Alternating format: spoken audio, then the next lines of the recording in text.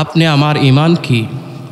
ঈমান হলো আহলে বায়াত পাক পাঞ্জাতন, ঠিক কিনা? আহলে বায়াত পাক পাঞ্জাতন যারা মানে না তারা ঈমানদার হতে পারবে না।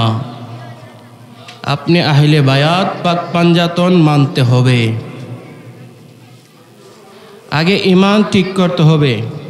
আপনি যদি আহলে বায়াত না মানেন কিছুই কাজ হবে না। আহলে বায়াত মানতে হবে। আজকে আমরা খুবই কষ্ট লাগে, জায়গায় জায়গায় কিন্তু ওয়াজ হয়, কিন্তু আহলে বায়াতের শানটা খুবই কম হয়, আমাদের চোখে পড়ে। আজকে আমরা এমন একটা জায়গায় পৌঁছেছি, আহলে বায়াতের প্রেম অন্তরে রাখলে আমাদেরকে শিয়া বলা হয়। আমরা যদি মুহররমের সময় ইমাম হুসাইনের সুখে চোখের পানি পালাই, ইমাম হুসাইনের সুখে যদি আমরা মাতম করি আমাদেরকে শিয়া বলা হয়। আমরা যদি মাওলা আলী জিকির করি, আলী জিকির করি, আলীর প্রেমটা যদি আমরা অন্তরের মধ্যে বেশি রাখি আমাদেরকে শিয়া বলা হয়। শিয়া অর্থ কি? শিয়া অর্থ অনুসারী। শিয়া বললে আপনারা কষ্ট নেবেন না। আমরা পাক পাঞ্জাতনের কাজ করি। শিয়া যদি হতে হয় আহলে বায়াতের জন্য হব, শিয়া যদি হতে হয় মা ফাতেমার জন্য হব, শিয়া যদি হতে হয় মাওলা আলীর জন্য হব, ঠিক কিনা? শিয়া যদি হতে হয় আহলে বায়াতের জন্য হও। কারণ দেখেন, হাশরের ময়দানে যান আহলে বায়াতের শান, কবরে যান আহলে বায়াতের শান। হাদিসের মধ্যে আসছে, কেউ যদি আহলে বায়াতের প্রেম ভালোবাসা নিয়ে ইন্তেকাল করে, বুখারী শরীফের হাদিস, কেউ যদি আহলে বায়াতের প্রেম ভালোবাসা নিয়ে ইন্তেকাল করে তাহলে সে আল্লাহর ওলি। এটা আমার কথা নয়, দয়াল নবীজি বলেন, যদি কেউ আহলে বায়াতের প্রেম নেই, হাদিসের মধ্যে আসছে কেউ যদি আহলে বায়াতের খাঁটি প্রেমিক হয়, আহলে বায়াতের মা ফাতেমার, শেরেকুদা মাওলা আলীর, ইমাম হাসান ইমাম হুসাইনের খাঁটি প্রেমিক হয়, তাকে মুনকার নাকির কবরে প্রশ্ন করবে না। সে আহলে বায়াতের সাথে থাকার দরকার আছে কি নাই? আমরা যদিও মানুষ কম হই, আমরা যারা আছি এখানে সবাই পাক পাঞ্জাতনের আশিকান। বিশেষ করে এই দেওঘর অষ্টগ্রাম এই এলাকার মধ্যে আমরা আসি, আপনারা ভালোবাসেন বিদায় আমরা আসি। মানে এখানের মানুষ সবাই পাক পাঞ্জাতনের আশিক। আর আমিও আসি আপনাদের ভালোবাসার জন্য। আমি অসুস্থ থাকি, সবসময় আমার জন্য দোয়া করবেন। খবরের মধ্যে বললাম, ইন্তেকাল করলে আহলে বায়াতের প্রেম নিয়ে ইন্তেকাল করলে আল্লাহর ওলি। আর কেউ যদি আহলে বায়াতের প্রেম মোহব্বত নিয়ে ইন্তেকাল করে মুনকার নাকিরও তার প্রশ্ন করে না। তাহলে হাশরের ময়দানে আহলে বায়াতের শানটা কি? হাশরের ময়দানে আহলে বায়াতের শান কি? দেখেন আহলে বায়াতের শান কি। আল্লাহর দরবারে মা ফাতেমা দাঁড়িয়ে যাবেন যেদিন আল্লাহ পাক রব্বুল আলামিন বিচার শুরু করবেন। ওই সময় দাঁড়িয়ে যাবেন মা ফাতেমা আল্লাহর দরবারে। তখন আল্লাহ বলবেন, হে মা ফাতেমা, তুমি কি চাও? তোমার ইমাম হুসাইন কারবালার জমিনে 3 দিন পর্যন্ত তৃষ্ণার্ত করে রেখা হয়েছিল, টুকরা টুকরা করা হয়েছে তোমার আওলাদদেরকে। দুধের শিশু বাচ্চাকে পানি দেওয়া হয় নাই। যেই ফোরাত নদীর কিনারের মধ্যে পশু পঙ্খী পানি খেতে পেরেছে, কিন্তু আমার নবীর পরিবার পানি খেতে পারে নাই। হাশরের ময়দানে বলবেন, ওগো আল্লাহ, কারবালার ময়দানে আমার ইমাম হুসাইনকে শহীদ করা হয়েছে, টুকরা টুকরা করা হয়েছে, আমার আওলাদদেরকে পানি দেওয়া হয় নাই।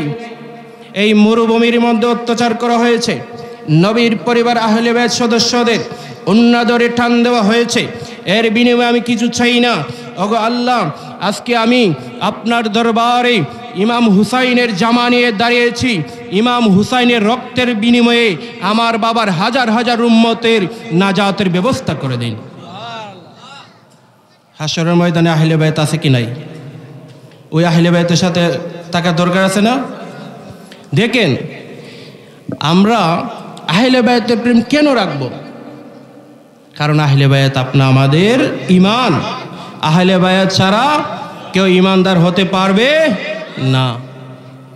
সর্বপ্রথম আহলে বায়াত, তারপরে অন্যদিকে কে কোথায় আছে, আগে আহলে বায়াত তারপর। কিন্তু আমরা এখন বুঝতে নারাজ, আহলে বায়াতের শান বলতে চাই না কেন? মানুষ এই বলবে সেই বলবে, কিন্তু নিন্দায় আমরা আহলে বায়াতের শান থেকে সরে যাই। আমরা আলী আলী জিকির করি, বিশেষ করে আমরা মাওলা আলীর প্রেমিক। কেন আপনাদেরকে কয়েকটা শান বলে যাই, তার আগে একটা ঘটনা বলি।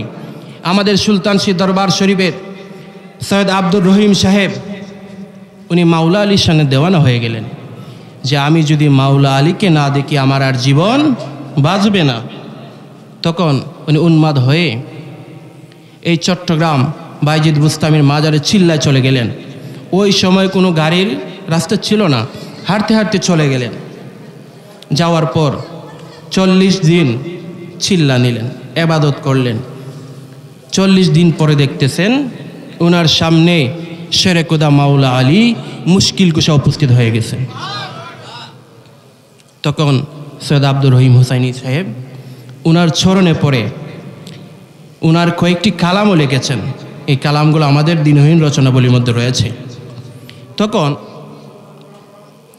মৌলা আলীর চরণে পড়ে অনেক কথা, মনের কথা উনি বললেন।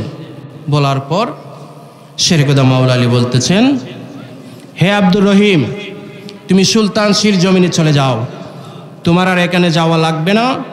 রমজানের 21 তারিখ আমার উফাত তারিখ, তুমি সুলতানশীতে পালন করবে।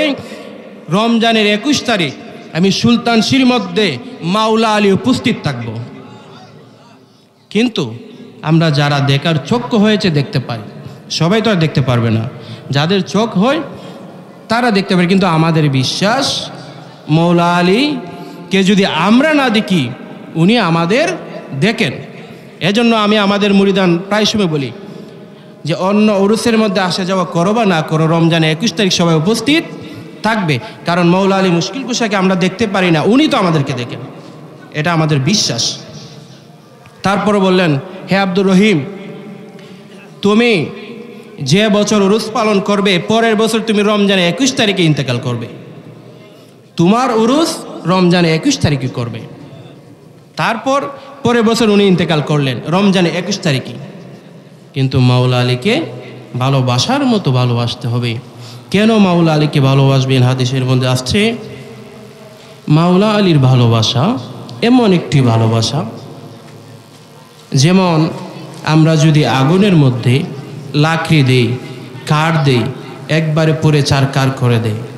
মাওলা আলীর ভালোবাসা এমন একটি ভালোবাসা, কেউ যদি প্রকৃতভাবে অন্তরের মধ্যে স্থাপন করতে পারে মাওলা আলীর ভালোবাসা, তার জীবনের পাপ সমূহ সেইভাবে চারকার করে দেয়। তাহলে মাওলা আলীর ভালোবাসা দরকার আছে না? মাওলা আলীর ভালোবাসা, কেন মাওলা আলীকে ভালোবাসবে? আপনি আমার নবী বলেন।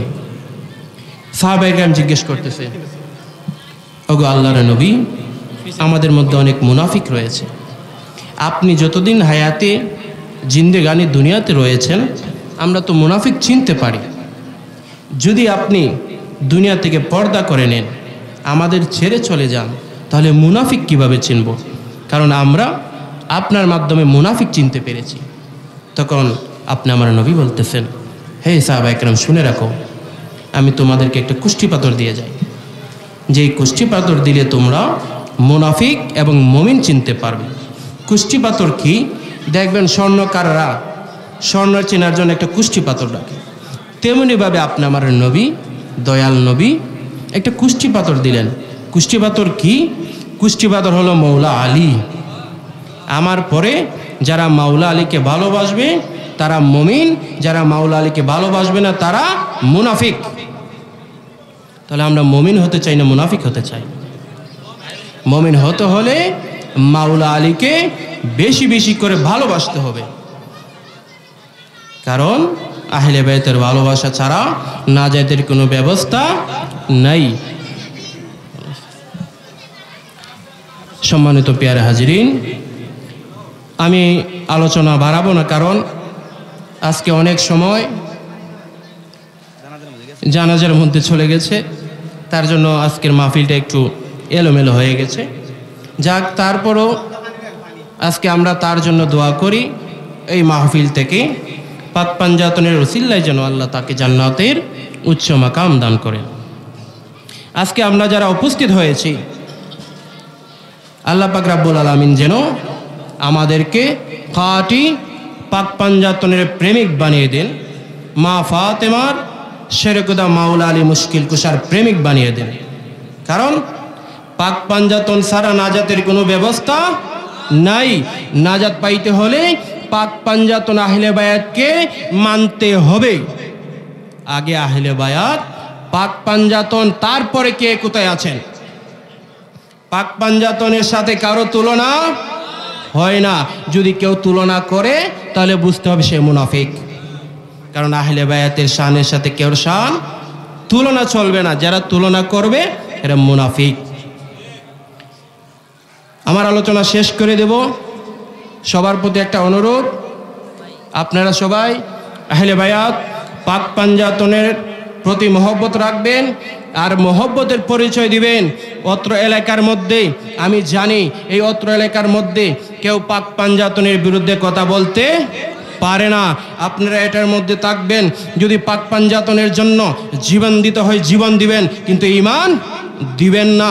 এই অত্র এলাকার মধ্যে আপনাদের ছেলে সন্তানদের মধ্যে আহলে বায়াত চর্চা করবেন, আহলে বায়াতের শান বুঝাবেন, মাওলা আলী শান বুঝাবেন, শেরেকুদা মাওলা আলী শান, মা ফাতেমার শান, কারবালার শান বুঝাবেন। কারণ আপনি আমার এলাকার মধ্যে শুধু দেওঘর নয়, সারা বাংলাদেশের মধ্যে, সারা বিশ্বের মধ্যে ওই এজিদিটা রয়েছে যারা আহলে বায়াতকে, পাক পাঞ্জাতনকে কারবালার জমিনে নিষ্ঠুরভাবে শহীদ করেছে।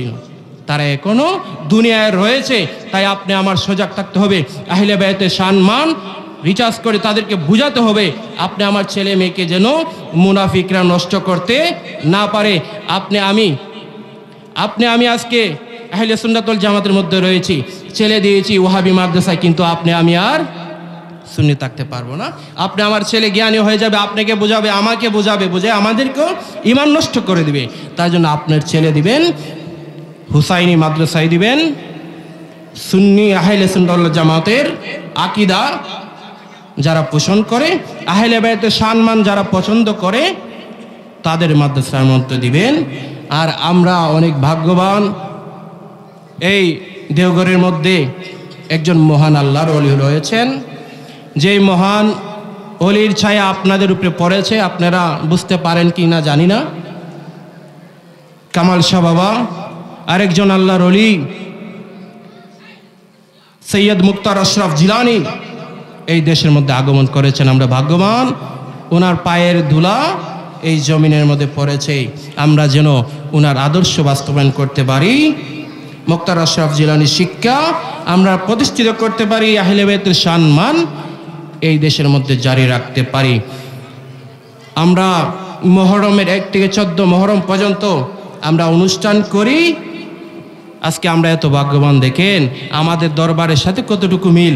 ওই দরবারও 14 দিন পর্যন্ত মাতম জারি থাকে, ইয়া হুসাইন মাতম থাকে। কেউ যদি বলে ইয়া হুসাইন বলবে না, আপনি তাদের কথা মানবেন না, কারণ আমরা হুসাইনি মুসলমান।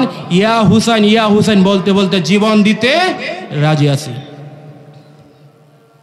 সবাই আহলে বায়াতের প্রতি পাক পাঞ্জাতনের মহব্বতের ভিতরে রাখবেন, বেশি বেশি করে আহলে বায়াতের সম্মান চর্চা করবেন। কারণ আহলে বায়াতের সম্মান চর্চা করবেন, আপনার জীবনের গুনাহ মাফ হয়ে যাবে। তাই আমরা আল্লাহ পাক যেন আমাদের সবাইকে আহলে বায়াতের প্রতি, পাক পাঞ্জাতনের প্রতি তাওয়াক্কুল তৌফিক দেয়। সবাই বলেন আমিন।